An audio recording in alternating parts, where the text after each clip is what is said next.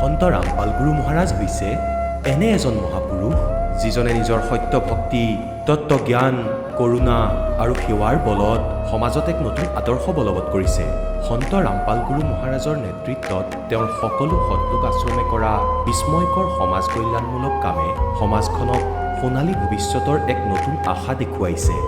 সন্ত ৰামপাল গুৰু মহাৰাজৰ পৰা নাম দীক্ষা গ্ৰহণ কৰাৰ পিছত লাখ লাখ লোকৰ কৰ্কট ৰোগ, এইডছ আদি দুৰাৰোগ্য ৰোগ নিৰাময় হ'ল। সন্তজনাৰ জ্ঞানৰ পৰা অনুপ্ৰাণিত হৈ তেওঁৰ অনুগামীসকলে লাখ লাখ ইউনিট ৰক্তদান কৰে। সন্তজনাই লাখ লাখ ভগ্নী কন্যাৰ যৌতুকমুক্ত বিয়াৰ আয়োজন কৰালে। সন্তজনাই লাখ লাখ মানুহক ড্ৰাগছ আসক্তিৰ পৰা মুক্ত কৰিলে। কোটি কোটি ধ্বংসপ্ৰাপ্ত পৰিয়াল শান্তিত লাগিল। সন্তজনাৰ আশ্ৰমত সমাৱেশৰ সময়ত বিনামূলীয়া চকুৰ চিকিৎসা আৰু দন্ত চিকিৎসাৰ ব্যৱস্থা কৰা হয়। সন্ত ৰামপাল গুৰু মহাৰাজৰ দ্বাৰা পৰিৱেশ সুৰক্ষাৰ উদ্দেশ্যে সময়ে সময়ে বৃহৎ পৰিসৰত বৃক্ষৰোপণ কৰা হয়। সন্তজনাই আৰ্তজনক তাৎক্ষণিক সকাহ দিবলৈ এম্বুলেন্স সেৱা আৰম্ভ কৰিছে। সন্তজনাই তেওঁৰ অনুগামীসকলক তেওঁলোকৰ শৰীৰ দান কৰিবলৈ অনুপ্ৰাণিত কৰে, যাতে মানৱতাৰ সেৱা আৰু চিকিৎসা ক্ষেত্ৰত উন্নতি কৰিব পৰা যায়। সন্ত ৰামপাল গুৰু মহাৰাজৰ সকলো আশ্ৰমত প্ৰতিদিনে বিনামূলীয়া ধৰ্মভোজৰ আয়োজন কৰা হয়, য'ত প্ৰতিবাৰেই প্ৰতিটো জাতি, প্ৰতিটো ধৰ্মৰ মানুহে একেলগে বহি ভোজন কৰে।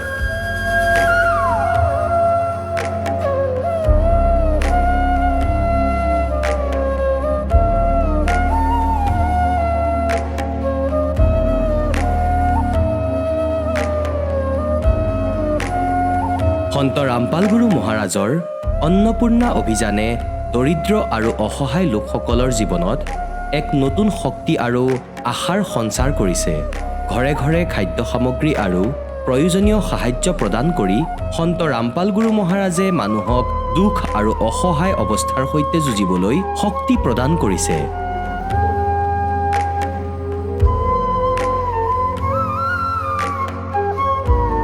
দৰিদ্ৰ লোকসকলৰ বাবে ঘৰ নিৰ্মাণ কৰা সন্ত ৰামপাল গুৰু মহাৰাজৰ অসাধাৰণ কাৰ্যই এনে এক নিদৰ্শন দাঙি ধৰিছে, যি যুগ যুগ ধৰি সন্তজনাৰ উদাৰতা আৰু দয়াৰ প্ৰতীক হিচাপে জনাজাত হৈ ৰ'ব।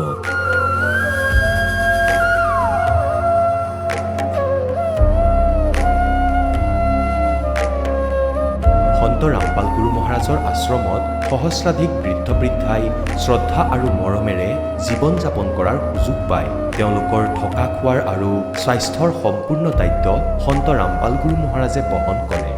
অনাথ শিশুৰ বাবে সন্ত ৰামপাল গুৰু মহাৰাজৰ সকলো আশ্ৰম বিশেষ বৰদানতকৈ কম নহয়, য'ত তেওঁলোকক শিক্ষা, সংস্কাৰ আৰু ভৱিষ্যতৰ বাবে উন্নত সুবিধা প্ৰদান কৰা হয়। বানপানী, ভূঁইকঁপ বা মহামাৰী যিয়েই নহওক, সন্ত ৰামপাল গুৰু মহাৰাজ আৰু তেওঁৰ অনুগামীসকল সদায় আৰ্তজনৰ বাবে আগৰণুৱা হৈ থাকে।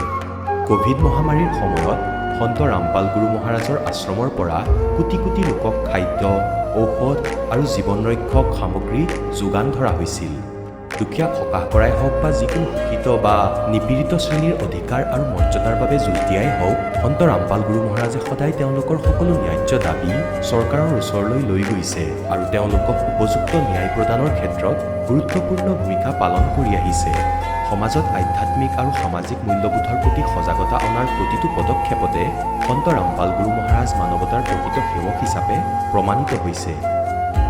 সন্ত ৰামপাল গুৰু মহাৰাজৰ জীৱনে আমাক শিকাইছে যে প্ৰকৃত সেৱা সেইটোহে যিটো নিস্বাৰ্থভাৱে কৰা হয়।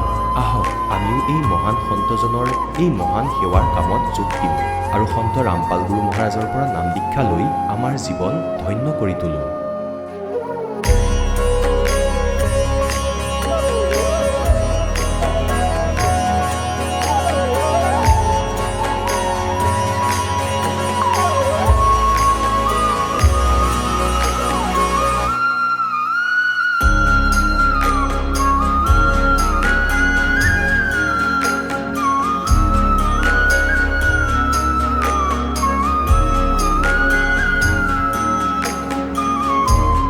আপোনালোকক পৰিয়ালৰ সৈতে সৎলোক আশ্ৰমলৈ আন্তৰিকতাৰে আমন্ত্ৰণ জনোৱা হ'ল।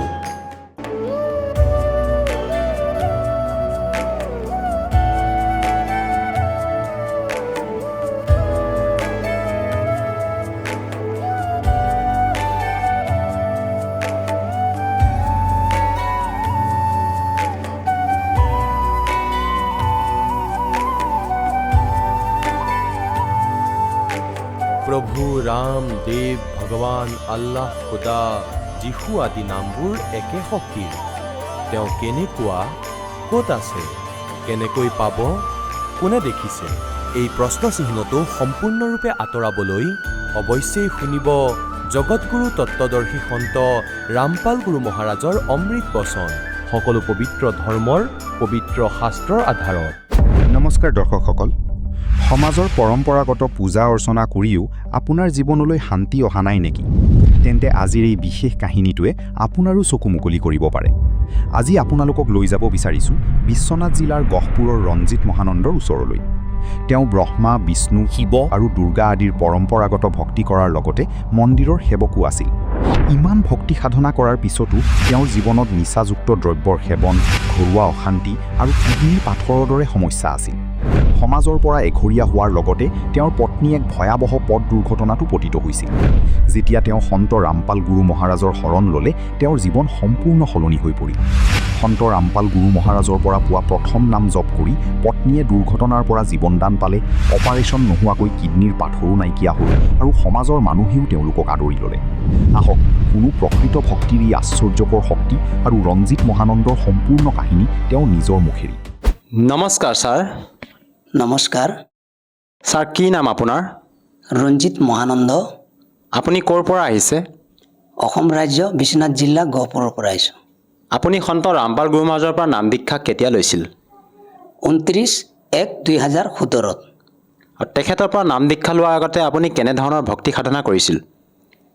সন্ত ৰামপালজী মহাৰাজৰ চৰণৰ নাম দীক্ষা লোৱাৰ আগত মই এই জগতৰ পৰম্পৰা ব্ৰহ্মা, বিষ্ণু, মহেশ্বৰ, দুৰ্গা, গণেশ আদি দেৱী দেৱতাৰ ভক্তি কৰি আছিলোঁ। আৰু আমাৰ কুলৰ পৰম্পৰা বা জগতৰ পৰম্পৰাৰ নিয়ম অনুসাৰে আমাৰ ঘৰত আমাৰ খুৰা বিষ্ণু ভগৱানৰ বিষ্ণু মন্দিৰৰ তেখেত পূজাৰী আছিলে, আৰু মই আছিলোঁ তোমাৰ শিৱ দুৰ্গা মাতাৰ মন্দিৰৰ সেৱকাৰী। আৰু তেখেতবিলাকৰ সেৱা সাধনা কৰি আছিলোঁ, আৰু বলবমো গৈ আছিলোঁ, আৰু তীৰ্থবৰ্ত যিকোনো আমাৰ জগতৰ যিবিলাক পৰম্পৰা আছে এই পৰম্পৰাত চলি আছিলোঁ। ছাৰ, যিহেতু আপুনি জনালে যে আপুনি আপোনাৰ পৰম্পৰাগত যিবিলাক ভক্তি সাধনা আছিলে সেই আটাইবিলাক আপুনি কৰি আছিলে, তেনে ক্ষেত্ৰত আপুনি সন্ত ৰামপাল গুৰু মহাৰাজৰ শৰণলৈ কিয় আহিব লগা হ'ল?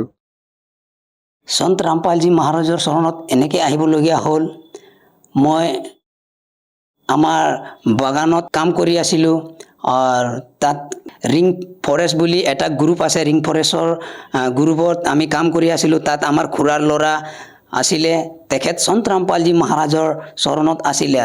সেইটো সময়ত তেখেত আমি কাম কৰা অৱস্থাত কয় যে মই যি এটা ভক্তি লৈছোঁ, যি এটা গুৰু ধাৰণ কৰিছোঁ, এই ভক্তিৰ মই 101 পিঢ়ি মোৰ উদ্ধাৰ হ'ব বুলি তাৰ কোৱা শুনি তেতিয়া মই ভাবিলোঁ যে তেখেতে যেতিয়া কৈ আছে 101 পিঢ়ি উদ্ধাৰ হ'ব, মই এনেকৈ অনুভৱ কৰি ল'লোঁ যে আমাৰ খুৰাটো যেতিয়া বিষ্ণু মন্দিৰৰ যেতিয়া পূজাৰী আৰু মই হ'লোঁ শিৱ বা দুৰ্গা মাতাৰ যেতিয়া সেৱকাৰী, সেইটো লৈকিনি কৈ আছে নেকি, এনেকৈ মোৰ মনৰ অনুভৱ আছিলে। মই কিন্তু গম পোৱা নাছিলোঁ যে তেখেত সন্ত ৰামপালজী মহাৰাজৰ চৰণত দীক্ষা লৈ কিনি এই কথাটো কৈ আছে। তেতিয়া মই সন্ত ৰামপালজী মহাৰাজৰ বিষয়লৈকে জানিবলৈ চেষ্টা কৰিলোঁ যে তেখেতে কাৰ ভক্তি কৰে।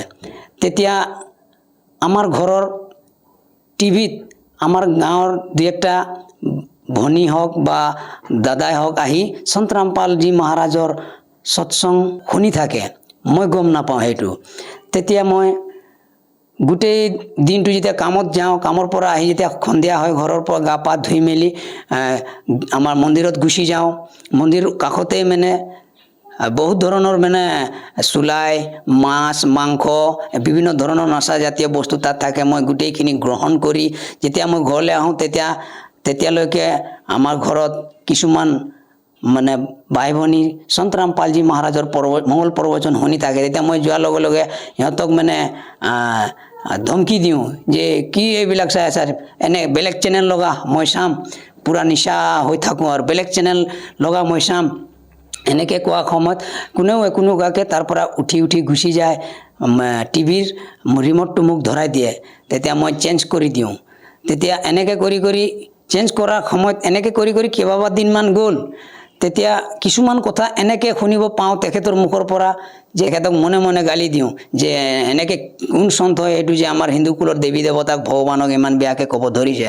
তেতিয়া মই এনেকৈ মোৰ মুখৰ পৰা মাত নোলাকে মনতো অনুভৱ কৰোঁ তেনেকৈ। তেতিয়া এনেকৈ কৰি কৰি মই তেতিয়া মানে ভাবিলোঁ যে বাৰু তেখেতে কি ক'ব খোজে মই বিস্তাৰকৈ জানিবৰ কাৰণে তেখেতৰ মংগল প্ৰবচনটো শুনিবৰ চেষ্টা কৰিলোঁ। কিন্তু তেখেতৰ মংগল প্ৰবচনটো মই এনেকৈ মানে সুস্থ মগজেৰে শুনিব মানে সাহস কৰা নাছিলোঁ। তেখেতৰ যি বাক্য যি কথা কয় একেবাৰে যে মানে মানুহক মানে মাইণ্ডত বা শৰীৰত লাগি যায়, মানে খং হৈ যায়। তেতিয়া মই ভাবোঁ মানে নাচা কৰি গৈ কিনি দুই এষাৰ কথা শুনি ল'ম বুলি ভাবি নাচাটোক মই সহায় কৰি ল'লোঁ, মানে সহযোগ কৰি কিনি তেখেতৰ মংগল প্ৰবচন শুনিবলৈ চেষ্টা কৰি আছিলোঁ।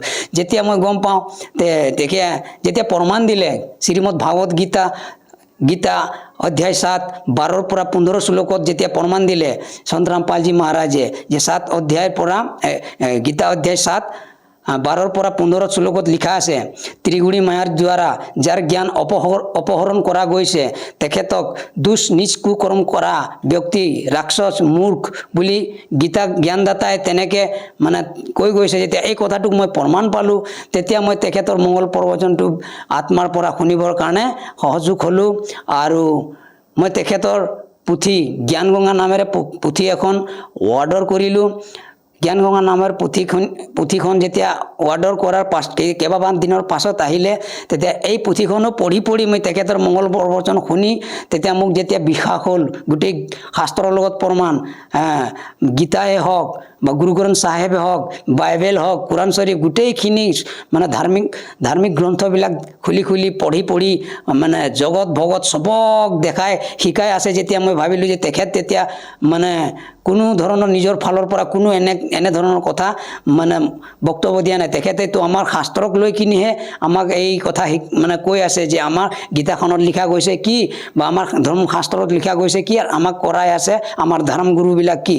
গতিকে মই গোটেইখিনি জ্ঞানটোক যেতিয়া মই নিজে মানে শুনিলোঁ, জ্ঞানগংগা আধ্যাত্মিক জ্ঞানগংগা পুথিখন পঢ়িলোঁ, যেতিয়া মোৰ মনত অনুভৱ হ'ল যে তেখেতৰ পৰা দীক্ষা ল'লেহে মোৰ গতি মুক্তি হ'ব, তেতিয়া মই 29/1/2017 তেখেতৰ চৰণ গ্ৰহণ কৰিলোঁ। আৰু আপুনি যি পূৰ্বতে যি সাধনা কৰি আছিলে, আপোনাৰ পৰম্পৰাগত সমাজত প্ৰচলিত যি সাধনা কৰি আছিলে, তাৰ দ্বাৰা আপুনি কিবা লাভ পাইছিলনে? যি জগতৰ পৰম্পৰাত যি মাধ্যমত মই যি মানে ভক্তি বা যি সাধনা কৰি আছিলোঁ তেখেতৰ সেইফালৰ পৰাতো কোনো ধৰণৰ লাভ পোৱা নাছিলোঁ, একোৱে বুজি নাপাওঁ লাভ বোলা বস্তুটো কি। গতিকে এই কামবিলাক যেতিয়া এই ভক্তিবিলাক যেতিয়া কৰি যাওঁতে মোৰ বিভিন্ন ধৰণৰ কেলেছ ডেইলি ঘৰৰ হাই কাইজা আমাৰ আৰু চুলাই পানী ব্যৱহাৰ কৰা ভক্তিবিলাকততো এইবিলাক বস্তু নাথাকে। কিন্তু এই যে ভগৱানক যদি মই ভক্তি কৰি আছোঁ এইবিলাক বস্তু মোৰ পৰা দূৰ হ'ব লাগিছে, কিন্তু এই বস্তুটো বেছি মোৰ ওপৰত প্ৰভাৱ পৰি আছিলে। ডেইলি হাই কাইজা কোনো লাভ নাই। আৰু যিবিলাক সাধন মই কৰি আছিলোঁ এইটো মানে সন্ত ৰামপালজী মহাৰাজৰ পৰাহে গম পালোঁ যে এইটো শাস্ত্ৰ বিৰুদ্ধ সাধনাবিলাক হয়। আৰু বৰ্তমান সন্ত ৰামপাল গুৰু মহাৰাজৰ পৰা নাম দীক্ষা লৈ আপুনি যি ভক্তি সাধনা কৰি আছে, ইয়াৰ দ্বাৰা আপুনি কেনেধৰণৰ লাভ পাইছে? সন্ত ৰামপালজী মহাৰাজৰ দ্বাৰা যি তেখেতৰ চৰণ গ্ৰহণ কৰি যি লাভটো মই পাইছোঁ, এই লাভকটো আপোনাক মই কি ক'ম। মই আপোনাক যদি ক'ব খোজোঁ আপুনি মাইক ধৰি আপোনাৰ ভৰি হাত বিষ হৈ যাব, আপুনি শুনিব নোৱাৰিব। হ'লেও মানে মই এক দুইটা ক'ব এইটো খোজোঁ, আৰু এইটোও ক'ব খোজোঁ যে আমি ভক্তি লাভৰ কাৰণে নকৰোঁ। ভক্তিটো হ'ল জীৱন কল্যাণ মোক্ষৰ কাৰণে, আমাক লাভৰ কোনো দৰকাৰ নাই। কিন্তু হ'লেও আপুনি যেতিয়া এই প্ৰশ্নটো কৰিলে, যেতিয়া মই ক'ব খোজোঁ যে মই কিবা এটা লাভ পাইছোঁ সন্ত ৰামপালজী মহাৰাজৰ চৰণত অহাৰ পাছত, সৰ্বপ্ৰথম মই এইটো লাভ পাইছোঁ, যেতিয়া মই তেখেতৰ চৰণত আহিলোঁ তেতিয়া আমাক ভক্তি কৰা দেখি আমাৰ গাঁৱৰ মানুহ 7টা গাঁৱৰ মানুহক লগ ভাগ কৰি আমাৰ ওপৰত এটা মিটিং এৰেঞ্জ কৰিলে। 7টা গাঁৱৰ মানুহ আহি কিনে আমাৰ ওপৰত সন্ত ৰামপালজী মহাৰাজৰ জ্ঞানৰ বিৰোধ কৰি আমাক গাঁৱৰ পৰা বহিষ্কাৰ কৰিবৰ কাৰণে আমাক এঘৰীয়া কৰি আমাক আমাৰ ফেমিলি হওক বা পৰিবাৰ হওক ভাই ভনী হওক চবৰ ওপৰত দুৰ্ব্যৱহাৰকে অশ্লীল ভাষাৰেও মানে কৈ আছিলে ইহঁতক মানে মাথাৰ চুলিবিলাক ঘূৰাই একফাল এনেকৈ কৰি ইহঁতৰ গাঁৱে গাঁৱে ঘূৰাই কিনি পিটি গাঁৱৰ পৰা ওলাই দিব লাগে তেনেকৈ কৰি জগতৰ বা 7টা গাঁৱৰ মানুহবিলাক মানে মিটিঙত এটা সিদ্ধান্ত ল'লে আৰু আমাক গাঁৱত পৰা বহিষ্কাৰ কৰিবৰ ব্যৱস্থা ল'লে তেতিয়া আমি আৰু একো সহায় সুবিধা নোপোৱাকৈ আমি ঘৰত মনে মনে আছোঁ আৰু পৰমাত্মাক চিন্তা কৰি আছোঁ হে মালিক আপোনাৰে দুনিয়া এইটো আপুনি আমাক এই দুনিয়াত কি প্ৰকাৰে ৰাখে এইটো আপুনি জানে তেতিয়া আমি সন্ত ৰামপালজী মহাৰাজৰ চৰণত আমাৰ ভকত যি দুই একটা আছিলোঁ আমি প্ৰাৰ্থনা লগালোঁ যে হে গুৰুদেৱ আপোনাৰ ভকতবিলাকক আপোনাৰ ল'ৰাবিলাকক এনেকৈ ধৰণৰ মানে ব্যৱহাৰ বা এনেকৈ ধৰণৰ মানে কষ্ট ভুগিবলগীয়া হৈছে গতিকে ইয়াৰ কি কৰা যাব তেতিয়া আমি প্ৰাৰ্থনা লগালোঁ তেতিয়া গুৰুদেৱ মহাৰাজে ক'লে যে বেটা ল'ৰা তুমি চিন্তা কৰিব নালাগে তুমি ভক্তি কৰা সব ঠিক হৈ যাব মই পৃথিৱীত যদি মানে মানুহ আইনকহে মই মানুহ আইনৰ ওচৰত যোৱা তোমাৰ সব ঠিক হৈ যাব তেতিয়া গুৰুদেৱৰ বাক্য শুনি আমি আইনৰ ঘৰলৈ গ'লোঁ আইনৰ ঘৰলৈ যোৱাৰ পাছত তেতিয়া তাত আমি আইনৰ আগত আমাৰ যিবিলাক বক্তব্য আছিলে তাত অৱগত কৰিলোঁ তেতিয়া আইনে তেতিয়া ব্যৱস্থা ল'লে গাঁৱৰ মানুহক যিবিলাক মুৰব্বীবিলাক আছিলে মুৰব্বীবিলাক গোট খুৱাই ক'লে আপোনালোকে আজিৰ সন্ধিয়া 6টামান বজাত আমাৰ থানালৈ আহিবা আপোনালোকৰ লগত আৰু এই ভকতবিলাকৰ লগত আলাপ আলোচনা আছে তেতিয়া গাঁৱৰ মানুহে এটা প্লান বনালে আৰু গোটেই গাঁৱৰ মানুহক মানে যিবিলাক লিডাৰ আছিলে এইবিলাক গাঁৱৰ মানুহক ভড়কালে যে দেখিছে এই সন্ত ৰামপালজী মহাৰাজৰ শিষ্যবিলাকে আমাৰ গাঁৱৰ মানুহক ৰাইজক মানে কেছ কৰিছে এনেকৈ বুলি আমাৰ ওপৰত আৰু বদনাম কৰি আমাক আৰু মাৰপিট কৰিব ধৰিলে যেতিয়া আমাক মাতিছিলে মানে আইনৰ ঘৰলৈ যেতিয়া আমি তাত গ'লোঁ তাত আগৰ পৰা তেখেতবিলাক উপস্থিত হৈ গোটেইখিনি বস্তুটো বনাই মানে কৈ গৈছে তেতিয়া যে ধৰক আমি মানে দুখী আৰু যেনিবা তেতিয়া আমি গৈ কিনি আইনৰ ওচৰত যেতিয়া থিয় হ'লোঁ আইনে যেতিয়া আমাক ক'লে যে তোমালোকে এনেকৈ মানে কি কৰিছা যে এইবিলাক তোমালোকক বেয়া পায় বা বেয়া ব্যৱহাৰ কৰি আছে প্ৰশাসনক ক'লোঁ যে ছাৰ আমি এনেকৈ আছিলোঁ আগত এনেকৈ নাচা কৰি আছিলোঁ এনেকৈ গাঞ্জা খাই আছিলোঁ মদ মাংস খাই মানে ঘৰৰ স্ত্ৰীকক দুৰ্ব্যৱহাৰ কৰি আছিলোঁ মাৰপিট কৰি আছিলোঁ এনেকৈ কৰা সময়ত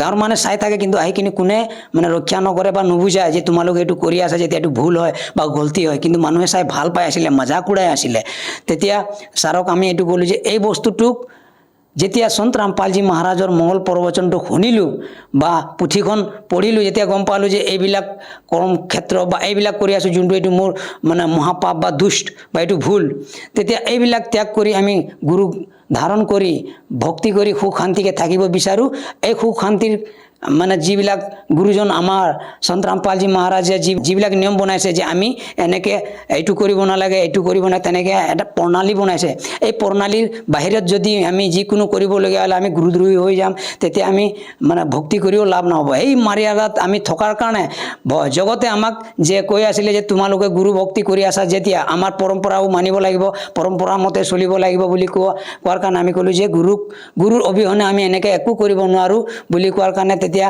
আমি কৈছোঁ আমাৰ ডিঙি কাটি দিয়ক লাগিলে আমি গুৰু নিয়মটো আমি উলংঘন নকৰোঁ বুলি কোৱাৰ কাৰণে আমাক তেতিয়া গাঁৱৰ পৰা বহিষ্কাৰ কৰিছে আৰু এঘৰীয়া কৰি আমাক কত মানে টেপ কল ব্যৱহাৰ কৰিব নিদিয়ে কুঁৱাৰ পৰা পানী ব্যৱহাৰ কৰিব নিদিয়ে মানে কোনেও আমাৰ ঘৰত আহিব নিদিয়ে কাকো আমাৰ ঘৰৰ পৰা ক'তো যাব নিদিয়ে এনেকৈ বেন কৰি থ'লে গাঁৱৰ মানুহ ছাৰ সেইকাৰণে আমি আপোনাৰ ওচৰত আহিবলগীয়া হ'ল তেনেকৈ কৈ আমি প্ৰশাসনৰ ওচৰত মন্তব্যটো ৰাখিলোঁ তেতিয়া প্ৰশাসনে তেতিয়া বুজিলে কথাটো তেখেতকো মানে আমি পুথি এখন দিলোঁ তেখেতে ক'লে যে ইমান ধুনীয়া এইবিলাক কাম যদি সকলো কৰে আমাক তেতিয়া ইমান পৰিশ্ৰম কৰিব নালাগে আৰু কোনে যদি নাচামুক্ত হয় এইবিলাক কথাটো বুজি পালে প্ৰশাসনে আৰু এইবিলাক কাম যদি জগতে বা মানুহে কৰে যেতিয়া আমাক কষ্ট নহ'ব আমি তেতিয়া মানে আমাৰ ভাৰতবৰ্ষখন আৰামকৈ সুখ শান্তিৰে যাব বুলি তেখেতেও মন্তব্য দিলে তেতিয়া যিবিলাক মানুহ 7টা 8টা গাঁৱৰ মানুহক যেতিয়া মাতিছিলে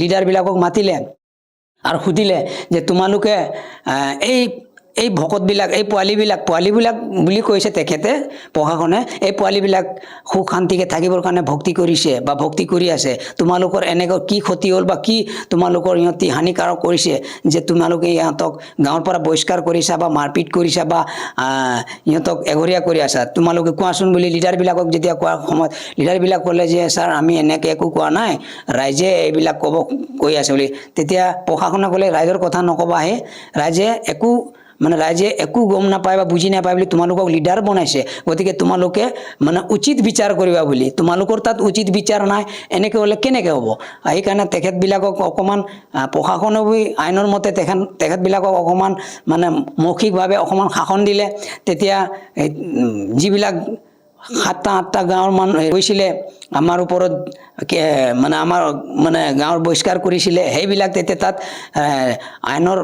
আইনৰ ঘৰত তেতিয়া চুক্তিনামা এটা লিখিলে যে আজিৰ পৰা আমি সকলোৱে মিলিজুলি থাকিম কোনো কাকো দুখ কষ্ট নিদিওঁ বেয়া ব্যৱহাৰ নকৰোঁ নিজৰ ভক্তি নিজে কৰিম সকলোৱে ভাইচাৰাকে ভাই বন্ধুকে মিলি থাকিম বুলি চুক্তিনামা এটা দিলে আৰু তেতিয়াৰ পৰা আমি ইমান জগত ভকত আমি যিমান আছোঁ ইমান ধুনীয়াকৈ মিলিজুলি থাকোঁ যোনেও এতিয়া যদি চাই আমাক সৎসাই ভগতজী প্ৰণাম ভগতজী এনেকৈ বুলি কয় আৰু ইমান ধুনীয়া লাগে যে মানে মই এইটো এটা লাভ পালোঁ আৰু অন্য কি লাভ পাইছে ছাৰ আৰু অন্য লাভ এইটো পাইছোঁ ছাৰ আমাৰ ভকতমতী ৰাতিপুৱা ডিউটি যোৱা সময়তে হাইৱে ৰোডত ফুল স্পীডকৈ এটা বাইক আহি গ'ল আৰু আমাৰ ভকতমতীক যেনেকৈ ধৰক বিমান মানে জাহাজ উৰি যায় সেই চিষ্টেমত তেখেতক খুন্দা মাৰি উৰাই দিলে এনেকৈ উৰাই দিলে যে যেতিয়া ৰোডত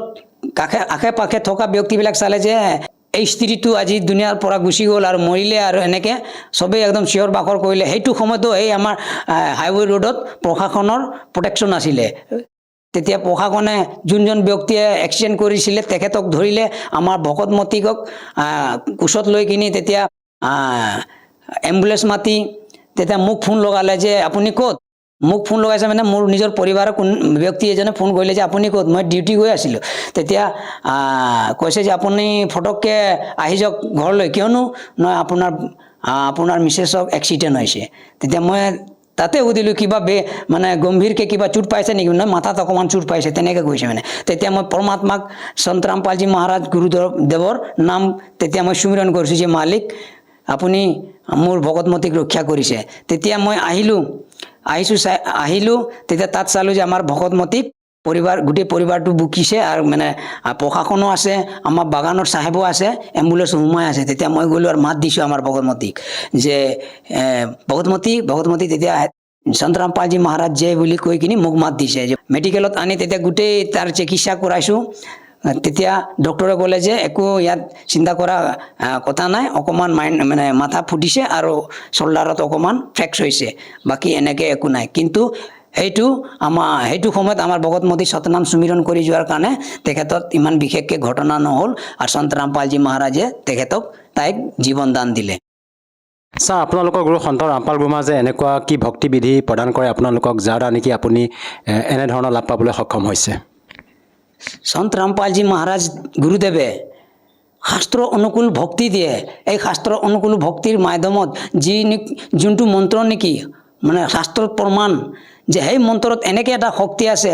সেই মন্ত্ৰ যেতিয়া আমি সুমিৰণ কৰোঁ বা স্মৰণ কৰোঁ তেতিয়া তাৰ পৰা আমাক বিভিন্ন ধৰণৰ লাভ বা বিভিন্ন ধৰণৰ বিকাৰ পৰা আমাক মানে ৰক্ষা কৰি দিয়ে মন্ত্ৰত এনেকৈ শক্তি আছে যে আমাৰ চকুৰ আগত যদি কিবা এটা বেয়া হ'বলৈ বা মোক ঘটনা হ'বলৈ ধৰি থাকে তেতিয়া এই নামটো যদি আমি সুমিৰণ কৰোঁ গুচি যায় আৰু লাভটো আৰু আছিলে মই ক'ব খোজোঁ যেতিয়া মোৰ কিডনীকত পাথৰ লাগিছিলে তেতিয়া মই বহুত অসুবিধা পাই আছিলোঁ খোৱা বোৱাটো অসুবিধা লেট্ৰিন বাথৰুম কৰাটো অসুবিধা তেতিয়া মই চিন্তা কৰি থাকোঁতে আমাৰ মানে বহুত চিন্তা কৰোঁ তেতিয়া মই পৰমাত্মাৰ প্ৰাৰ্থনা লগালোঁ যে মালিক হে ভগৱান হে গুৰুদেৱ আপোনাৰ দাসক এনেকৈ ৰোগ লাগিছে তেতিয়া গুৰুজনে কৈছে যে ল'ৰা চিন্তা কৰিব নালাগে তুমি ডক্টৰৰ ওচৰত যোৱা এক্সৰে কৰাই লোৱা বাকী কি হ'ব এইটো ভগৱানে চব ঠিক কৰি দিব বুলি কোৱাৰ কাৰণে মই যেতিয়া ডক্টৰৰ তাত গ'লোঁ এক্সৰে কৰালোঁ আল্ট্ৰাচাউণ্ড কৰালোঁ আল্ট্ৰাচাউণ্ড এক্সৰে কৰাৰ সময়ত অপাৰেশ্যনৰ কথা কৈ আছিলে, কিন্তু নেক্সট মুমেণ্টত আকৌ আল্ট্ৰাচাউণ্ড কৰাইছোঁ, একো বেমাৰ চেমাৰ পোৱা নাই।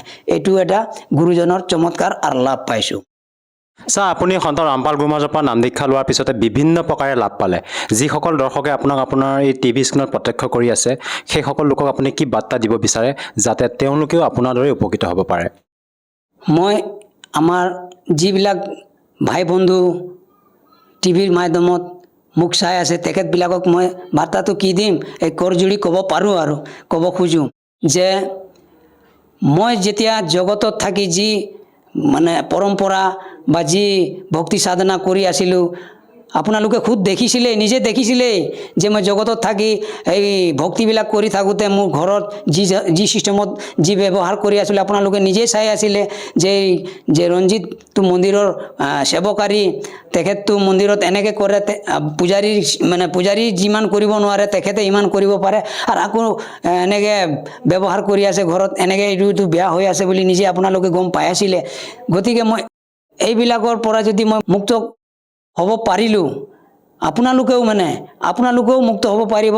জগতগুৰু তত্বদৰ্শী সন্ত ৰামপালজী মহাৰাজৰ মংগল প্ৰবচনটো শুনিবলৈ চেষ্টা কৰক, আৰু তেখেতৰ আধ্যাত্মিক পুথি জ্ঞান গংগা নামৰ পুথিখন পঢ়ক, মংগল প্ৰবচন শুনক, আপুনি জ্ঞানটো বুজক, আৰু আপুনি মই যেনেকৈ লাভ পালোঁ, আপুনি এই লাভ পাব পাৰে। যদিহে কোনো লোকে তেখেতৰ পৰা নাম দীক্ষা ল'ব বিচাৰে, কেনেকৈ ল'ব পাৰিব? আজিকালি বহুতে সহজ আছে নাম দীক্ষা ল'বলৈ। আজিকালি বিভিন্ন সব ঘৰে ঘৰে মানে মোবাইল, ছ'চিয়েল মিডিয়াৰ জামানাত, আজিকালি ছ'চিয়েল মিডিয়াৰ যুগ। আজি যদি আপোনালোকে সন্ত ৰামপালজী মহাৰাজৰ চৰণৰ দীক্ষা ল'ব বিচাৰে, আপুনি সন্ত ৰামপালজী মহাৰাজৰ ছ'চিয়েল মিডিয়া মাধ্যমেৰে মোবাইলত চাৰ্জ কৰক সন্ত ৰামপালজী মহাৰাজজীৰ মংগল প্ৰবচন, আৰু তাত সন্ত ৰামপালজী মহাৰাজৰ মংগল প্ৰবচন যেতিয়া চাৰ্জ হ'ব, তেতিয়া তাত তলত এটা নাম্বাৰ থাকে। এই নাম্বাৰবিলাকক আপোনালোকে কণ্টেক্ট কৰি আপোনাৰ নজদিক, আপোনাৰ ওচৰত নামদান চেণ্টাৰৰ খবৰ দিব। ফোন কৰি আপুনি নামদান চেণ্টাৰত ফোন কৰি আপুনি যোগাযোগ কৰি সন্ত ৰামপালজী মহাৰাজৰ দীক্ষা লৈ আপোনালোকে এনেকৈ যেনেকৈ মই লাভ পাইছোঁ, আপোনালোকেও লাভ পাব। ধন্যবাদ থাকিল ছাৰ। নমস্কাৰ। দৰ্শকসকল, আপোনালোকে শুনিলে সন্ত ৰামপাল গুৰু মহাৰাজৰ পৰা নাম দীক্ষা প্ৰাপ্ত কৰি সুখী হোৱা ভকতৰ অনুভৱ।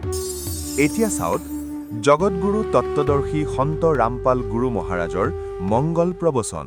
পুণ্যাত্মাসকল, আমি শ্ৰীকৃষ্ণদেৱক বাসুদেৱ বুলি মানি আছিলোঁ, আৰু আমাৰ দ্বিতীয়টো অজ্ঞানতা এইটো আছিল যে শ্ৰীকৃষ্ণকেই আমি গীতাৰ জ্ঞানদাতা বুলি মানি আছিলোঁ। যদি আমি গীতাৰ জ্ঞানদাতা বুলি মানো, তেন্তে ৭ম অধ্যায়ৰ ১৯ নম্বৰ শ্লোকত তেওঁ এইটো কৈছে যে বাসুদেৱ সৰ্বম। তেন্তে বাসুদেৱ কোন, যাৰ বিষয়ে শ্ৰীকৃষ্ণই কৈ আছে? আমাৰ বুদ্ধিয়ে কাম কৰা নাছিলে, কাৰণ আমি বালক আছিলোঁ, তত্ত্বজ্ঞানহীন আছিলোঁ। ইয়াত কি কৈছে যে গীতাৰ জ্ঞানদাতা? কাৰে কৈছে শ্ৰীকৃষ্ণত প্ৰৱেশ কৰি? ই কৈছে এই যি গীতাৰ জ্ঞানদাতা, তেওঁ স্বয়ং ৭ম অধ্যায়ৰ ১৯ নম্বৰ শ্লোকত কৈছে যে বাসুদেৱ সৰ্বমিতি স্বয়ং আত্মা সুদুৰ্লভে। এতিয়া বাসুদেৱৰ অৰ্থ হ'ল সকলোৰে ওপৰত যাৰ সত্তা আছে, অল আৰ কণ্ট্ৰলাৰ। যেনেকৈ আপোনালোকক কৈছিলোঁ, ব্ৰহ্মা বিষ্ণু মহেশ্বৰটো কেৱল এক ব্ৰহ্মাণ্ডৰ ৩ লোকৰ এক বিভাগৰ মালিক, প্ৰভু, স্বামী। এওঁলোকৰ পিতা ঈশ্বৰ পুৰুষ, যাক কাল ভগৱান বোলে। ই ২১ ব্ৰহ্মাণ্ডৰ প্ৰভু, সৰ্বব্যাপক নহয়, সকলোৰে মালিক নহয়, বাসুদেৱ নহয়। নাই ব্ৰহ্মা বিষ্ণু মহেশ্বৰ বাসুদেৱ। আৰু যি অক্ষৰ পুৰুষ, তেওঁ ৭ সংখ্যক ব্ৰহ্মাণ্ডৰ স্বামী, তেওঁ বাসুদেৱ নহয়। তেওঁৰো সকলোৰে ওপৰত বাস নাই, সকলোৰে ওপৰত তেওঁৰ নিবাস নাই, সকলোৰে মালিক নহয়। গতিকে আজি ৩য় নম্বৰৰ যি অক্ষৰ পুৰুষ, পৰম অক্ষৰ পুৰুষ, ৩য় নম্বৰত যি পৰম অক্ষৰ ব্ৰহ্ম, পৰম অক্ষৰ পুৰুষ, এওঁ হয় সি পৰমাত্মা, তেওঁ বাসুদেৱ। এওঁহি পূজাৰ যোগ্য, এওঁহি পাপ নাশক, এওঁহি সমগ্ৰ ব্ৰহ্মাণ্ডৰ উৎপত্তিকৰ্তা। এইটোৱেই কৈছে সপ্তম অধ্যায়ৰ 19 নম্বৰ শ্লোকত যে वासुदेव सर्वमिति বাসুদেৱেই সকলো, এওঁহি ঈশ্বৰৰ ৰূপত পূজনীয়, এওঁহি সকলোৰে উৎপত্তিকৰ্তা আৰু এওঁহি জীৱৰ সকলো ভাগ্যৰ পাপ নাশ কৰোতা আৰু সৰ্বসুখদায়ী ভগৱান, পূৰ্ণ মুক্তিদায়ক।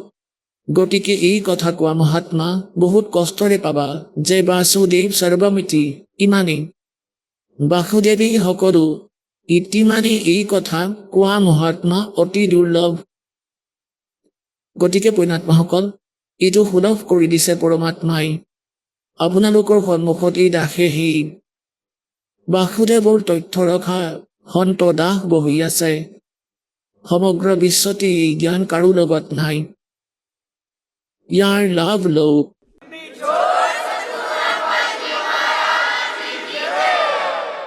এতিয়া আমি আকৌ আহোঁ গীতাৰ অধ্যায় নম্বৰ 7লৈ।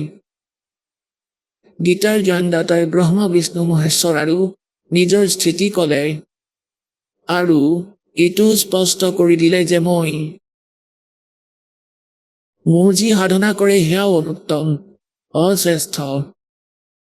এতিয়া সপ্তম অধ্যায় 29 নম্বৰ শ্লোকত স্পষ্ট কৰি দিছে যে যিয়ে বৃদ্ধাৱস্থা আৰু মৃত্যুৰ পৰা বাচি যাবলৈ প্ৰযত্ন কৰি আছে মোৰ জ্ঞানৰ আশ্ৰয় বনাই, তত্ত্বদৰ্শী সন্তৰ সন্ধান যিয়ে কৰিলে তেওঁৰ জ্ঞান প্ৰাপ্তও হৈছে। গতিকে তেওঁ কেৱল বৃদ্ধাৱস্থা আৰু মৃত্যুৰ পৰা বচাৰ যিয়ে চেষ্টা কৰি আছে তেওঁ তৎব্ৰহ্ম আৰু সকলো আধ্যাত্মিক জ্ঞানৰ সৈতে পৰিচিত আৰু সকলো কৰ্মৰ সৈতে তেওঁ পৰিচিত। এতিয়া অষ্টম অধ্যায়ত এটা প্ৰশ্ন 1 নম্বৰ মন্ত্ৰত প্ৰশ্ন কৰিছে অৰ্জুনে। কিম তৎব্ৰহ্ম, তাৰ উত্তৰ দিছে গীতাৰ জ্ঞানদাতাই অষ্টম অধ্যায়ৰ 3 নম্বৰ শ্লোকত যে তেওঁ পৰম অক্ষৰ ব্ৰহ্ম। এতিয়া পুণ্যাত্মাসকল, গীতাৰ জ্ঞানদাতাই স্পষ্ট কৰিছে যে তোমাৰ আৰু মোৰ বহুত জন্ম হৈ গৈছে অৰ্জুন, আৰু মোৰ জন্ম আৰু উৎপত্তি কোনেও নাজানে, কাৰণ ইয়াৰে 21 ব্ৰহ্মাণ্ডৰ ব্যক্তি জীৱ যিমান মোৰ পৰা উৎপন্ন হৈছে, ব্ৰহ্ম বিষ্ণু মহেশ্বৰ দেৱতা ঋষি 10ম অধ্যায়ৰ 2য় শ্লোকত স্পষ্ট কৰি দিছে।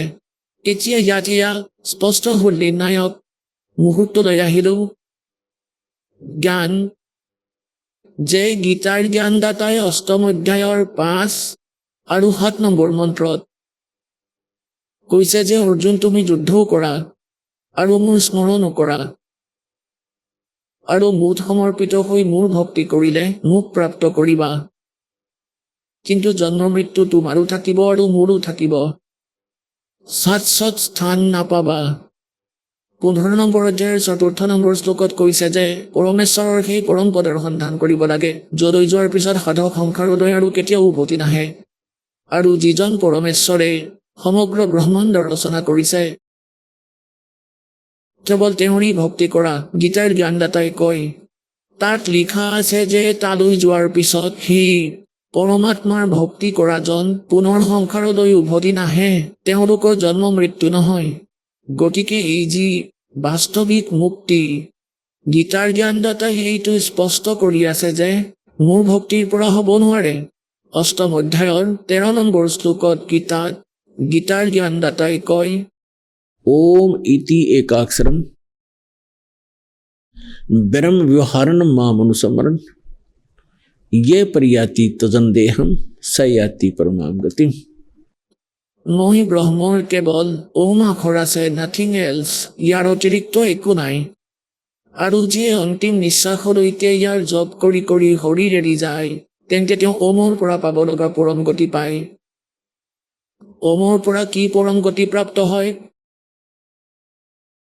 ব্ৰহ্মযোগ প্ৰাপ্ত হয়। শ্ৰীদেৱী ভাগৱত অৰ্থাৎ দেৱী পুৰাণত হিমালয়ত জ্ঞান দিয়াৰ সময়ত দেৱীয়ে স্বয়ং কৈছে যে হিমালয় ৰজা ব্ৰহ্মৰ এক জপ কৰা, তেওঁৰ নাম ওম, ওমক পৰ উদ্দেশ্য ৰাখা, সকলো কথা বাদ দিয়া, মোৰ পূজাও নকৰিবা, ওমৰ জপ কৰা আৰু সি ব্ৰহ্মক পোৱাৰ ইচ্ছা ৰাখা, তোমাৰ কল্যাণ হ'ব আৰু তুমি সেই পৰমাত্মাক ব্ৰহ্মক পাবা। আৰু সি ব্ৰহ্মলোকৰূপী দিব্য আকাশত থাকে। অৰ্থাৎ ওম নামৰ জপ কৰা জনে ব্ৰহ্মৰ সাধনা কৰি আছে, তেওঁ ব্ৰহ্মলোকত থাকে, গতিকে তেওঁ ব্ৰহ্মলোক প্ৰাপ্ত কৰিব। গীতাৰ অধ্যায় নম্বৰ 8 শ্লোক নম্বৰ 16 কৈছে যে ব্ৰহ্মলোকলৈ যোৱা প্ৰাণী পুনৰাবৃত্তিত আছে অৰ্জুন, সিহঁতৰ জন্ম মৃত্যু সদায় হৈ থাকিব। ইয়াত গীতাৰ জ্ঞানদাতাই 8ম অধ্যায়ৰ 5 আৰু 7 কৈছে যে অৰ্জুন, তুমি যুদ্ধ কৰা, মোৰ স্মৰণো কৰা। মোৰ ভক্তি কৰিলে যুদ্ধ কৰিবই লাগিব, শান্তি নহয়।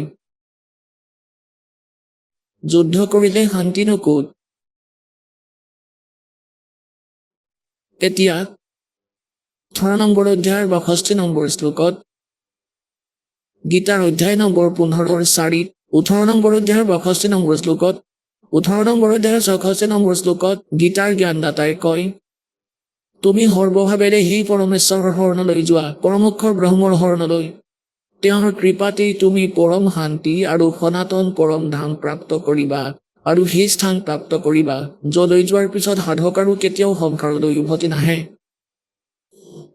তাৰ ভক্তিবিধি ক'ত কৈছে? 17 নম্বৰ অধ্যায়ৰ 23 নম্বৰ শ্লোকত, ओम तत्सत इति निर्देश ब्रह्मणा त्रिविध समर्थ ब्राह्मणा तेन वेदा च यज्ञा च विहिता पुरा। ইয়াত ব্ৰহ্মণীৰ অৰ্থ কৰিছে সচিদানন্দ ঘন ব্ৰহ্ম, অৰ্থাৎ পৰমোক্ষৰ ব্ৰহ্ম পোৱাৰ বাবে 3 মন্ত্ৰৰ জপৰ নিৰ্দেশ আছে। নিৰ্দেশ মানে ফাইনেল, অযথা কথা একো বাকী নাথাকে ইয়াৰ অতিৰিক্তে। এয়া নিৰ্দেশ, ডাইৰেকশ্যন। এতিয়া তেওঁৰ বিষয়ে অপশ্যন এৰি দিছে যে ওমটো ক্ষৰ পুৰুষৰ মন্ত্ৰ, ব্ৰহ্মৰ, আৰু তৎ আৰু সৎ এয়া সাংকেতিক। তৎ এয়া অক্ষৰ পুৰুষৰ মন্ত্ৰ, গুপ্ত, কোড ৱৰ্ড, আৰু সৎ এয়া পৰম অক্ষৰ পুৰুষৰ, পৰম অক্ষৰ ব্ৰহ্মৰ, এয়াও সাংকেতিক। এই দুয়োটা কোড ৱৰ্ড এই ৰাসৰ অতিৰিক্তে এই বিশ্বত কাৰো লগতে নাই। হয়তো পৰমাত্মাৰ লগত আছিলে, অথবা সেই মহাপুৰুষসকলৰ লগত যাক ভগৱানে পাইছিলে, তেওঁলোকক মন্ত্ৰটো দিছিলে আৰু কৈছিলে যে এতিয়া ডিক্লেয়াৰ নকৰিবা, লুকুৱাই ৰাখিবা, যেতিয়ালৈকে কৰি যুগৰ 5500 বছৰ অতিক্ৰম হৈ নাযায় তেতিয়ালৈকে। ইয়াক আমি সাৰ্বজনীন কৰিব নালাগিব। এইটো কৰিবলগীয়া আছিলে, সেইবাবে দাসক পঠিয়াইছে।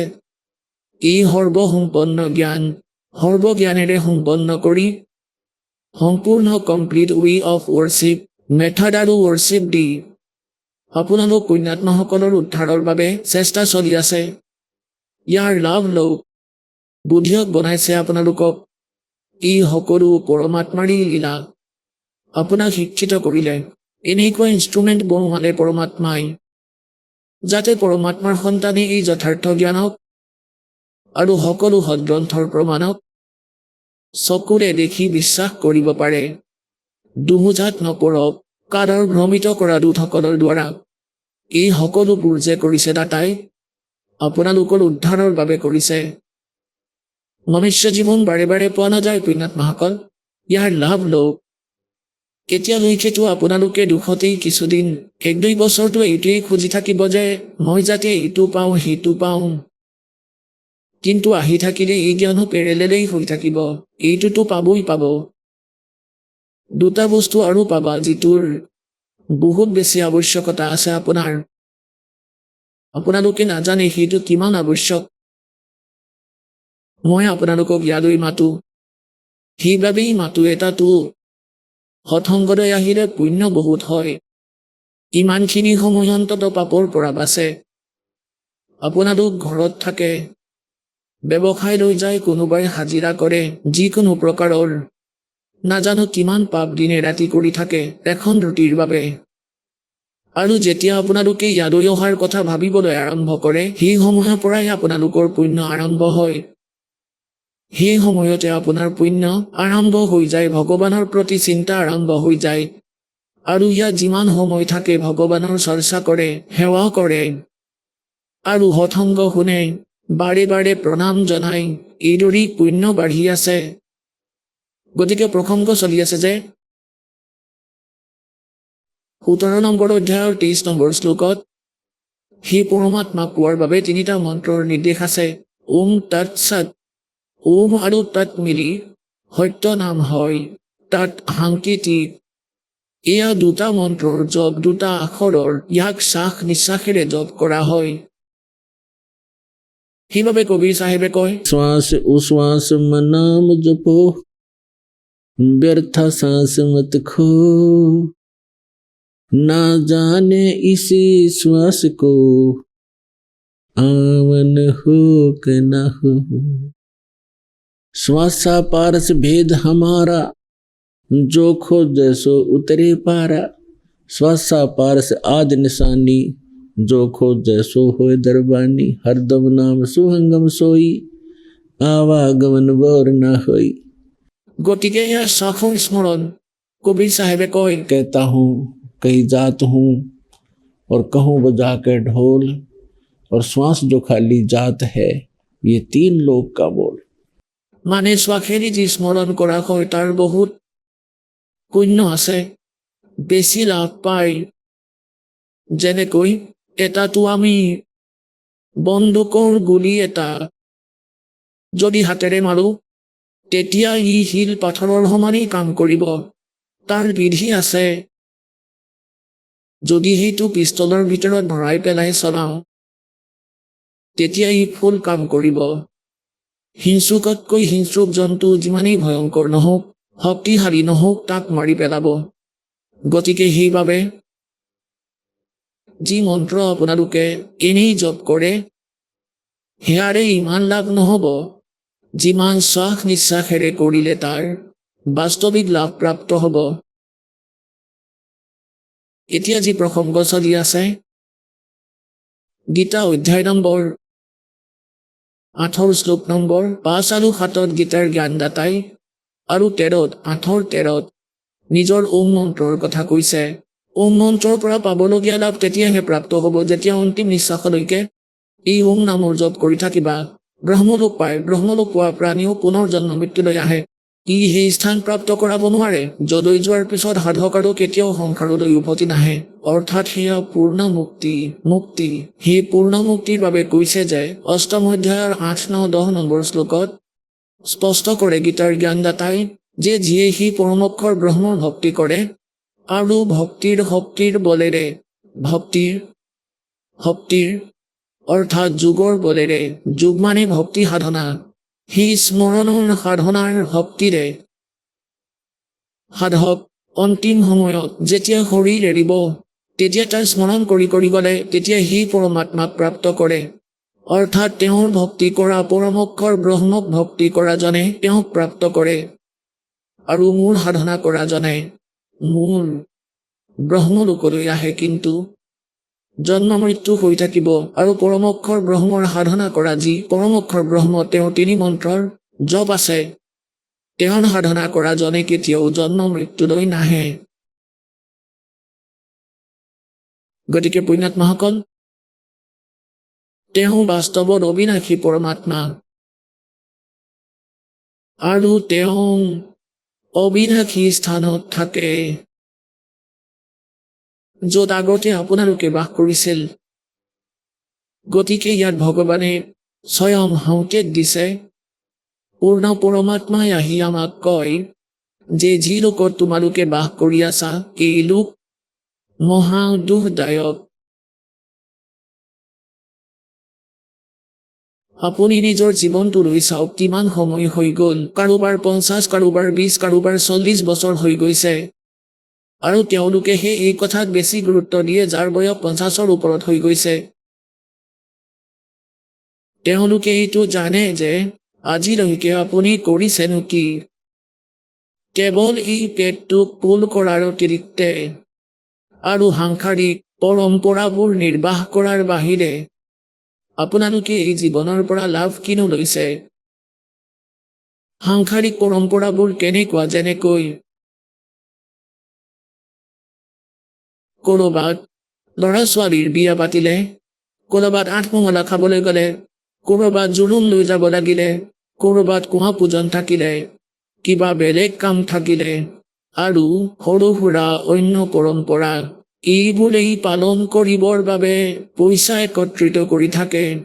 আৰু এই পেটৰ বাবে নিজৰ এই জীৱন নিৰ্বাহৰ বাবে গোটেই জীৱন নষ্ট কৰিলো আৰু সেইটো দিন এদিন আহি যাব সোনকালে আহিবলগীয়া থাকিলে আহিবই যিদিনা ইয়াৰ পৰা গুচি যাব আপুনি আৰু যি ব্যৱস্থাটো বনাই ৰাখিবলৈ আৰু যি সম্পত্তি সংগ্ৰহ কৰিবলৈ আপোনালোকৰ এখন্তেকো শান্তি নাছিলে এটা ক্ষণৰো শান্তিৰ উশাহ প্ৰাপ্ত নহল আজি সকলোবোৰ হঠাতে এৰি যাব ওলাইছে এয়া কিবা লোক নেকি এয়া কিবা স্থান কিমান বুদ্ধিভ্ৰষ্ট হৈছিলে আমাৰ আপোনালোকে দেখি আছে যেনেকৈ এয়া এতিয়া সতেজ ঘটনাবোৰ মনত থাকে যেনেকৈ কেদাৰনাথত কেনেকুৱা প্ৰলয় আহিছিলে 10-15 হাজাৰ বুলি কয় 20 হাজাৰ ব্যক্তিৰ মৃত্যু হ'ল হঠাৎ আনন্দেৰে বহি আছিল কোনোবাই কিবা কৈ আছিল কোনোবাই স্কিম বনাই আছিল প্লট কিনাৰ কথা ভাবি আছিল কোনোবাই মন্ত্ৰী হোৱাৰ কথা ভাবি আছিল আৰু এক ছেকেণ্ডতে এনেকুৱা প্ৰলয় আহিল যে নিজৰ জীৱন ৰক্ষা কৰিব নোৱাৰিলে পোত খাই মৰি গ'ল এনেকুৱা লেতেৰা লোকত তথাপিও আপোনালোকে চিন্তা নকৰি বাকীসকলে ভাবিছে বাচিলো আমি নমৰিলো কেতিয়ালৈকে নমৰিবা কাইলৈ দুৰ্ঘটনা হৈ কি হৈ যায় কোনে জানে অথবা বেমাৰৰ বাবেও আপুনি মৃত্যুপ্ৰাপ্ত হ'ব পাৰে গতিকে ইয়াত পৰমাত্মাই আমাক মনত পেলাই দিয়ে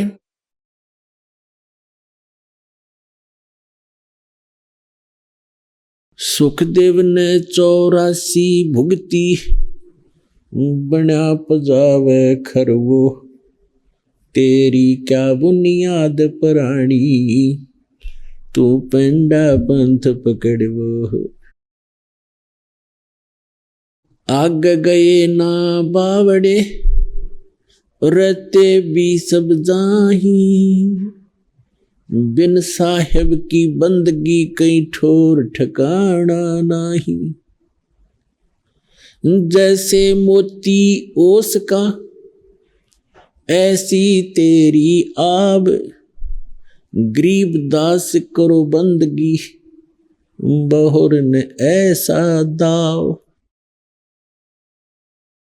পৰমাত্মাই কয় যিসকলে সংসাৰ এৰি গুচি গ'ল তোমালোকৰ ককা দেউতা তেওঁলোকেতো আহি কোৱা নাই কি হৈছিল তেওঁলোকৰ ভক্তি নকৰাৰ বাবে আৰু থকা সকলো গুচি যাব বাকী থকা সকলো তেনেকৈ গুচি যাব बिन साहेब की बंदगी कहीं ठोर ठिकाना ना পুণ্যাত্মাসকল আপোনালোকৰ সৌভাগ্য বুলি ভাবিব কাৰণ দাসে জানে দাসৰ বহুত বয়স হৈ গৈছিলে ভক্তি কৰাৰ ইচ্ছাও বহুত আছিলে না জ্ঞানৰ বিষয়ে কিবা জানিছিলে না কিবা ভক্তিৰ জ্ঞান আছিলে আৰু যেতিয়াৰ পৰা এই জ্ঞান প্ৰাপ্ত হ'ল একেবাৰে এনেকৈ ব্যাকুল হৈ উঠিলো হে ভগৱান জীৱন নাশ হৈ গ'ল হয় জীৱনটো পাৰ হৈ আছিলে আধা বয়সটো গ'লেই বাকীখিনিও গ'ল হয় এই অযথা কথাতে তেতিয়া গম পালো যে পৰমাত্মাই কেনেদৰে দয়া কৰিলে এইটো উদ্দেশ্যলৈ দাস জীয়াই থকা নাছিলে যে অহা সময়ত পৰমাত্মাৰ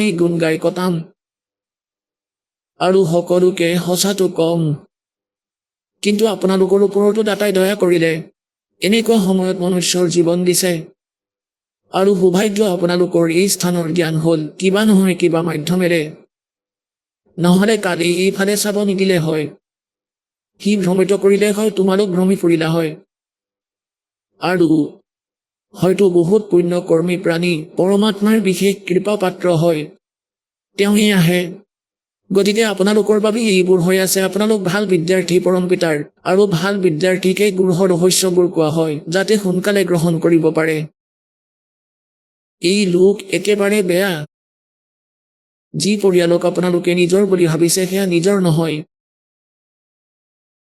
কোৱাৰ ভাৱ এইটো যে যেনেকৈ আজি আপোনালোকৰ সকলোবোৰ আপোনাৰ এই পুত্ৰ আছে পুত্ৰী আছে পুত্ৰ পুত্ৰী নাতি নাতিনী আছে কাইলৈ যদি আপোনাৰ এই মৃত্যু হৈ যায় বয়স হোৱাৰ বাবে তাৰ পিছত কি হ'ব যদি আপুনি নাইজেৰিয়াত জন্ম লয় আৰু যদি সন্তান মৰে এদিনটো যাবই লাগিব আৰু যদি সেইবাৰ আফ্ৰিকাত জন্ম লয় গতিকে আপোনালোকৰ সংযোগ লাখ লাখটা জন্মৰ পিছতো নহ'ব আপোনালোকৰ মাজত কাৰণ আমাৰ সংস্কাৰ ইজনৰ আনজনৰ লগত মিলা। গতিকে পুণ্যাত্মাসকল ধ্যান ৰাখক, যি ৰুল আপোনালোকে পাইছে সেয়া আপোনালোকৰ সংস্কাৰ পূৰ্ণ কৰক। আৰু ইয়াক পূৰ্ণ কৰিবলৈ ভগৱানৰ সহায়ৰ বহুত প্ৰয়োজন হয় আমাক। এটাতো আমি মেনুৱেলি কাম কৰোঁ মানুহে হাতেৰে, আটা পিহে, হাতেৰে বিছে, পাৱাৰৰ যদি কানেকশ্যন পাই যায় নিজে নিজেই ফেন ঘূৰিব, আটা নিজেই পিহা যাব। সেইবাবে আমি নিজৰ সংস্কাৰবোৰো পালন কৰিবৰ বাবে পূৰ্ণ কৰিবলৈ পৰমাত্মাৰ পাৱাৰৰ কানেকশ্যনৰ আৱশ্যকতা আছে, যি ৰাসৰ ওচৰত আছে। ইয়াৰে আপোনালোকৰ সংস্কাৰ পাতল হ'ব, ইজনৰ আনজনৰ ওপৰত চাপ নপৰে। এইবোৰো পূৰ্ণ কৰিব পাৰিব, সুখতো থাকিব, ভক্তিও কৰিব পাৰিব। গতিকে ইয়াত কৈছে, आगे गए न बावड़े रहते भी सब्जा और बिन साहेब की बंदगी के ठोर ठिकाना। লাগিলে আপুনি যিমানেই সুখী অনুভৱ নকৰক কিয় সংসাৰৰ দৃষ্টিকোণেৰে, কিন্তু অন্তৰেৰে কোনো সুখত নাই, না প্ৰধানমন্ত্ৰী না মুখ্যমন্ত্ৰী, সমগ্ৰ পৃথিৱীৰেই শাসক নহওক কিয়। সৰু সুৰা কথাটো আপোনালোকে বাদেই দিয়ক, কোনো সুখত নাই। ইয়াৰে সুখক সুখ বুলি মানি আছে, সেয়াটো আপোনাৰ বালক বুদ্ধিৰ বাবে হৈছে। যদি আজি মৃত্যু হৈ যায়, কোনোবা ভাল মানুহ পুণ্যকৰ্মী প্ৰাণী হ'লে স্বৰ্গলৈ যাব। স্বৰ্গৰ সময় নিৰ্ধাৰিত, পুণ্যৰ আধাৰত সময় নিৰ্ধাৰণ কৰা থাকে। তাত পুণ্য শেষ হোৱাৰ পিছত পাপৰ বাবে আকৌ নৰকলৈ যোৱা, মানে স্বৰ্গও এৰিব লাগিব আৰু এই স্থানো আমি এৰিব লাগিব। ইয়াত মৰিলে আকৌ ক'ব ব'লা জ্বলোৱা, যমৰ দূতে আহি ক'ব আহা ব'লা তোমাৰ কাম শেষ। যদি ভাল পুণ্যকৰ্মী প্ৰাণী হয় তেন্তে তেওঁৰ স্বৰ্গৰ সময় শেষ হ'লে ক'ব ব'লা, কাৰণ নৰকলৈও যাব লাগিব। ইয়াত যেতিয়ালৈকে সৎসাধনা নকৰা, পূৰ্ণ পৰমাত্মাৰ ভক্তি নকৰা, তেন্তে পাপ আৰু পুণ্য দুয়োটাই ভুগিব লাগিব। স্বৰ্গৰ পিছত নৰকলৈ গ'লা, নৰকৰ সময় শেষ হ'লে আকৌ ব'লা গাধৰ শৰীৰলৈ, গাধৰ শৰীৰ শেষ হ'লেই আকৌ ব'লা কুকুৰৰ শৰীৰলৈ, কুকুৰৰ পূৰণ হোৱাৰ পিছত ব'লা মহ বা কুকুৰণিৰ শৰীৰলৈ। সেইটো শৰীৰ শেষ হোৱাৰ পিছত 84 লাখ পাৰ কৰি কৰি মনুষ্য জীৱন পাবা। মনুষ্য জীৱনত আকৌ এইবোৰেই হ'ব, মৃত্যু হ'ব আকৌ ব'লা। গতিকে পৰমাত্মাই কয় ব'লা ব'লাটো শেষ কৰা, সময় হৈছে শেষ কৰাৰ। आगे गए न बावड़े रहते भी सब्जा बिन साहेब की बंदगी कहीं ठोर ठिकाना ना। সেই সঠিক ঠিকনাটো তাত আছে যলৈ যোৱাৰ পিছত সাধক উভতি আৰু কেতিয়াও সংসাৰলৈ নাহে। আৰু তালৈ যোৱাৰ ইমান সহজ উপায় আছে, ইমান ভাল সাধন। যেনেকৈ এখন ৰুটি বনাবলৈ ভোজন পাকঘৰত যে বনাই ভনীয়ে, কিমান কিবা কিবি বস্তু ল'ব লগা হয়। হেতা, কেৰাহী, বাতি, চামুচ, প্লেট, চলু, গেছ, টাৱা, চৌকা, গণিবই নোৱাৰি ইমানবোৰ বস্তু যোগাৰ কৰি দুয়ো বেলাই 3 বাৰ বনাবলগীয়াই হয় কম্পালচৰি। আৰু পাকঘৰত বস্তু থোৱাৰ আগতে ভনীয়ে বাহিৰৰ কামখিনি কৰিহে পাকঘৰলৈ যাব পাৰে বস্তু লৈ। গতিকে কিমান কষ্ট কৰিব লাগে, আৰু এয়া কম্পালচৰি কৰিবই লাগে। যিয়েই নহওক কিয়, বৰষুণেই নিদিয়ক কিয়, খৰি তিতি গ'লে তথাপিও ফু মাৰিও বনাবলগীয়া হয়, কাৰণ সেয়া আমাৰ আৱশ্যক যেন অনুভৱ হয়। আৰু এই পৰমাত্মাৰ নামত বস্তু এটাও হাতেৰে নলয়। মালা আছে যদি ঠিকেই আছে, নহ'লে এনেই স্মৰণ কৰা। চলা ফিৰা কৰোঁতে, বহুতে, শুওঁতে ভগৱানৰ ভক্তি কৰা, ইয়াৰ পৰাই মুক্তি পাবা। আহক আমি এতিয়া সেই শ্ৰদ্ধালুসকলৰ অনুভৱবোৰ জানো, যিসকলে জগতগুৰু তত্ত্বদৰ্শী সন্ত ৰামপাল গুৰু মহাৰাজৰ পৰা দীক্ষাপ্ৰাপ্ত কৰিছে তথা তেওঁ কোৱা ভক্তিমাৰ্গ এওঁলোকে অৱলম্বন কৰি আছে। নমস্কাৰ দৰ্শক। মধ্যপ্ৰদেশৰ ৰঘুবৰ দাস, যিয়ে গোটেই জীৱন কৃষ্ণ ভগৱান আৰু দেৱ দেৱীৰ পূজা কৰিছিল, ভাবিছিল সুখে শান্তিৰে জীৱন যাপন কৰিব। কিন্তু সুখ শান্তিৰ বিপৰীতে ৰঘুবৰ দাসৰ ঘৰখনত অশান্তিয়ে ঘেৰিলে। পত্নীৰ কেঞ্চাৰতকৈও ভয়ংকৰ ৰোগ গেংগ্ৰেন, ভূত প্ৰেতৰ বাধা। বেমাৰ ভাল কৰিবলৈ বাবে বহু দূৰ দূৰণিলৈ যাব লগা হৈছিল, কিন্তু কোনেও ভাল কৰিব নোৱাৰিলে ৰঘুবৰ পত্নীৰ ভয়ংকৰ ৰোগ। অৱশেষত ৰঘুবৰ দাস নিজেও ৰোগী হৈ পৰিল। সকলোফালে অশান্তিৰ সৃষ্টি হোৱাত ৰঘুবৰ দাসে সিদ্ধান্ত লৈছিল সিহঁতে আৰু জীয়াই থাকিব নোৱাৰে, বিষ খাই যেন সকলো মৰি যায়। কিন্তু সেই সময়তে লগ পাই এজন মহান সন্তৰ শিষ্য। এই মহান সন্তজনৰ শিষ্যক লগ পোৱাৰ পিছত সলনি হৈ পৰে ৰঘুবৰ দাসৰ জীৱন। সকলোকে আচৰিত কৰি ৰঘুবৰ দাস বৰ্তমান সুখী। কিন্তু কেনেকৈ? প্ৰিয় দৰ্শক, জানো আহক কোন এই মহান সন্ত, যাৰ বাবে ৰঘুবৰ দাসৰ পৰিয়ালৰ জীৱনলৈ আহক শুনো ৰঘুবৰ দাসৰ জীৱন কাহিনী তেওঁ নিজ মুখৰ পৰা। নমস্কাৰ ছাৰ। নমস্কাৰ ছাৰ। ছাৰ কি নাম হয় আপোনাৰ? ৰঘুবৰ দাস। ছাৰ ক'ৰ পৰা আহিছে আপুনি? মই সবলগড় ডিষ্ট্ৰিক্টৰ জিলা মৰিয়ানা মধ্যপ্ৰদেশৰ। ছাৰ সন্ত ৰামপালদেৱ মহাৰাজৰ পৰা আপুনি নাম দীক্ষা কেতিয়া ল'লে? 21 অক্টোবৰ 2018 লৈছিলোঁ। ছাৰ সন্ত ৰামপালদেৱ মহাৰাজৰ পৰা নাম দীক্ষা লোৱাৰ আগত আপুনি কিবা ভক্তি সাধনা কৰিছিলনে? সন্ত ৰামপালদেৱ মহাৰাজৰ শৰণলৈ অহাৰ আগতে মই কৃষ্ণ ভগৱান আৰু দেৱী দেৱতাৰ অধিক ভক্তি কৰিছিলোঁ, বহুত বেছি ভক্তি কৰিছিলোঁ। ছাৰ তেন্তে সন্ত ৰামপালদেৱ মহাৰাজৰ শৰণলৈ আপুনি কিয় আহিলে? ছাৰ মই কৃষ্ণ ভগৱান আৰু অন্য দেৱী দেৱতাৰ বহুত ভক্তি কৰিছিলোঁ। তেওঁলোকৰ ভক্তি কৰাৰ পাছতো বহুত দুখী আছিলোঁ। মোৰ পত্নীৰ গেংগ্ৰিঙৰ বেমাৰ আছিলে, যিটো কেঞ্চাৰতকৈও ভয়ানক আছিলে, যাৰ কাৰণে আমি বহুত দূৰ দূৰ জেগাত ঘূৰি ফুৰিছিলোঁ। কেতিয়াবা দেৱী দেৱতাক বিচাৰি কোনোবাই কৈছিলে এইটো ঔষধ খালে ভাল পাব, তেওঁ বহুত ঔষধ খালে। ডক্টৰৰ পৰাও চিকিৎসা কৰাইছিলোঁ। ডক্টৰে ক'লে এয়া ভাল হৈ যাব, কিন্তু 6 মাহ চিকিৎসা কৰিব লাগিব। কিন্তু তাতো আমি একো সুফলেই নাপালোঁ। তেওঁৰ বেমাৰ দেখুৱাবলৈ লৈ যোৱাত মোৰো বেমাৰ আৰম্ভ হৈ গ'ল। তেতিয়া মই ভাবিলোঁ যে এনেকৈ জীয়াই থাকি কি লাভ, ইয়াতকৈ মৰাই ভাল দেখোন। সেইবাবে ভাবিলোঁ ছালফাছ পয়জনৰ পেকেট এটা লৈ আহিম, আমিও খাম আৰু ল'ৰা ছোৱালীকো খুৱাম। এনেকৈ জীয়াই থাকি একো লাভ নাই।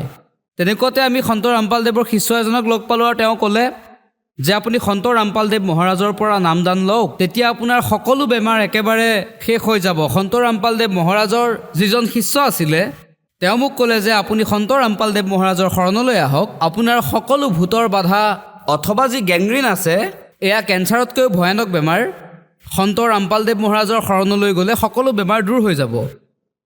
তেন্তে সন্ত ৰামপালদেৱ মহাৰাজৰ শৰণলৈ অহাৰ পিছত আপোনাৰ কিবা লাভপ্ৰাপ্ত হ'লনে? যেতিয়া আমি চাৰিওফালে ঘূৰি ফুৰিছিলোঁ তেতিয়া আমি ভাবিলোঁ যে এবাৰ আমি তালৈ গৈ চাওঁ। তেতিয়া আমি সন্ত ৰামপালদেৱ মহাৰাজৰ পৰা নামদান ল'লোঁ। তেওঁৰ কেন্দ্ৰলৈ গৈ নামদান কেন্দ্ৰৰ পৰা নাম লৈ আমি ঘৰলৈ অহাৰ পাছত মই সন্ত ৰামপালদেৱ মহাৰাজৰ আশ্ৰমত যেতিয়া প্ৰাৰ্থনা জনালোঁ, তেতিয়া তাৰ পৰা আদেশ আহিল যে ভক্তি কৰা, দয়া কৰিব পৰমাত্মাই।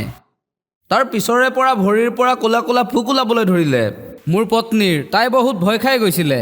তেতিয়া তাই ক'লে যে এয়া কি হ'ল, আমি তাত যোৱাৰ পাছত দেখোন বেছি হ'বলৈ ধৰিলে। তেতিয়া মই ক'লোঁ আমি সন্ত ৰামপালদেৱ মহাৰাজ পৰমাত্মাৰ শৰণলৈ গৈছোঁ, এতিয়া যিয়ে নহওক তেওঁৱে জানিব। আৰু তাৰ 3-4 দিন পাছত ভৰিখন শুকাবলৈ আৰম্ভ কৰিলে, সকলোবোৰ চাফা হৈ গ'ল, আমাৰ গেংগ্ৰিন ঠিক হৈ গ'ল। আমাৰ ভৰিত যি গেংগ্ৰিন আছিলে মোৰ আৰু মোৰ পত্নীৰ, আমি যে জীয়াই আছোঁ এয়া কেৱল সন্ত ৰামপালদেৱ মহাৰাজৰ কৃপাতে। আৰু আমাৰ এইটো লাভ হ'ল যে আমাৰ ঘৰত আগতে ভূত প্ৰেতৰ বহুত বাধা আছিলে, বহুতেই বেছি। আমাৰ ঘৰত 8-7 দিনলৈকে কাজিয়াই লাগি থাকে।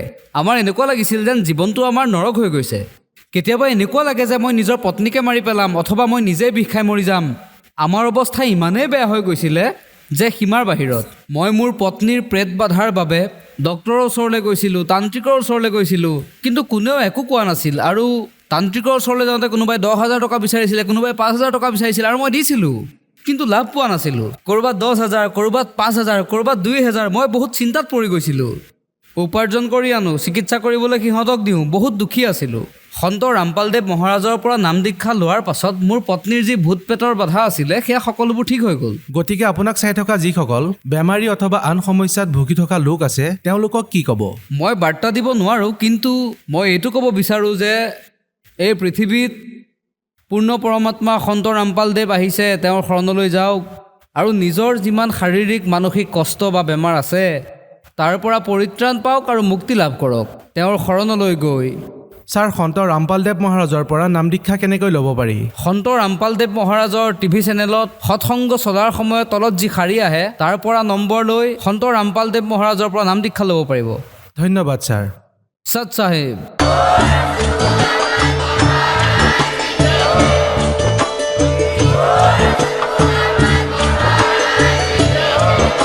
আপুনি শুনি আছিলে জগতগুৰু তত্ত্বদৰ্শী সন্ত ৰামপাল গুৰু মহাৰাজৰ মংগল প্ৰবচন।